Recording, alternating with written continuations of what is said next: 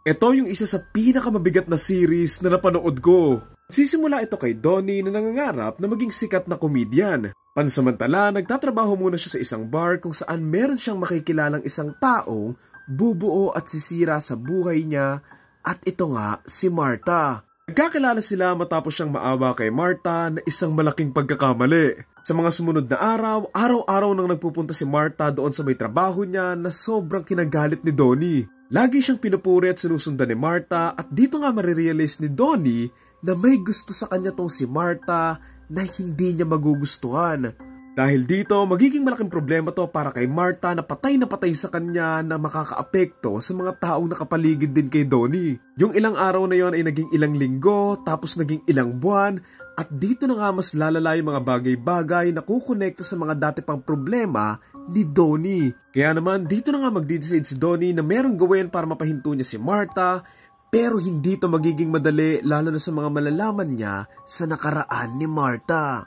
Title ng series, Baby Reindeer 2024. Magkakahalong inis, tuwa, galit, lungkot, confusion, tsaka pagkaawa yung naramdaman ko sa series na to. Ang ganda ng episode 1 pa lang nito na it perfectly sets up the rest of the series. Lalo na yung mga text ni Martha, sobrang kinikilabutan ako dito eh. Kahit sobrang seryoso ng topic ng series, may mga funny moments din siya na na-appreciate ko, siguro dahil fan na rin ako ng mga British dry humor. Nagulat din pala ako nung malaman kong partly true story pala to, lalo na doon sa may stalking aspect, pero mostly naman is fictionalized lang or dinagdag lang nila within the series. Aminin ko, noong una, inis na inis ako dito kay Martha, tapos sa next episode kay Donnie naman, tapos sa second half ng series, tulala na lang ako, nagulat ako doon sa mga paunti-unti nilang nire-reveal. Tulad doon sa may episode 4, grabe, binge watch ko to, pero pagkatapos ko doon sa may episode 4, nagpahinga ako ng isang oras para magpakalma doon sa napanood ko dito.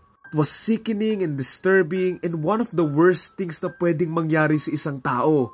Sobrang ganda din ang performance ng mga actors nila Donnie and Martha dito. Naramdam mo yung mga pain ng characters nila and talagang madadala ka sa acting nila. Ang ganda ng pagkakasulat nila ng series na to na akala ko pa nga nung una focus lang to mostly on the stalking aspect, pero hindi pala kasi it tackles more on the topic of blank and yung epekto ng blank. Realistic na pagkakaportray nila sa mga characters na naka-experience ng ganito na tipong yung mga sinidoni talagang dudurog sa puso mo. Kahit alam na niyang tinetake advantage siya, sige pa rin siya ng sige kasi nga ayun na yung nakasanayan and akala niyang makukuha lang niyang klase ng connection sa ibang mga tao.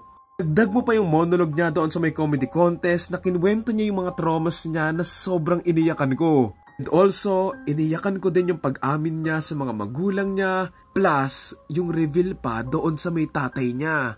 Kudos din sa acting ng Martha dito kasi maiinis ka talaga sa character niya, lalo sa mga facial expressions niya na kahit ako, buwisit na buwisit ako. For me, mas maganda kung papanoorin niyo to ng dire-diretso kasi fast-paced lang naman yung series, kaya kung bibitinin niyo yung sarili niyo, baka mabitin lang din yung emosyon niyo. Nakakalungkot pa dito, nangyayari nga to sa totoong buhay and kadalasan yung mga taong nakaka-experience nito, natutulad din kay Donnie. Imbes na makapagsimula ulit at makalayo doon sa masamang nakaraan nila, mas lalo lang nilang hinahanap-hanap kasi ayun na nga yung nakasanayan nila. Pero yung takeaway ko sa may ending nito na na-realize ni Donnie na hindi naman sila nagkakalayo ni Martha and parehas lang silang broken inside.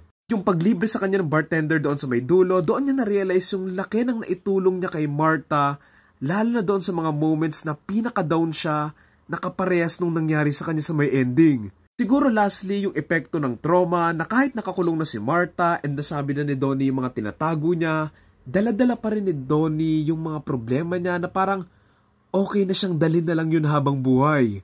So ayun, nung pinapanood ko to medyo naalala ko yung Misery na movie and para siyang pinaghalong Black Mirror and yung Behind Her Eyes na series. So ayun, sobrang nagustuhan ko to and ang ganda ng pagkakasulat nito.